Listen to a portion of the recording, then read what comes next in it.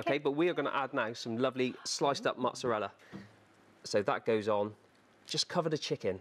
Right. I think it kind of protects it a little bit. But and that soaks up all the flavours, doesn't it, mozzarella? Absolutely. There's not much of a taste to that itself, but it gets everything. It's kind of like a texture. It is. And everything works together, you know. Like I said, we've got the sweet and sour, we've got the creamy cheese. Yeah.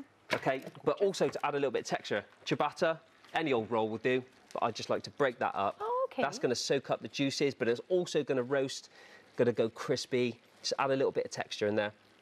And that goes back into the oven. Right. Okay.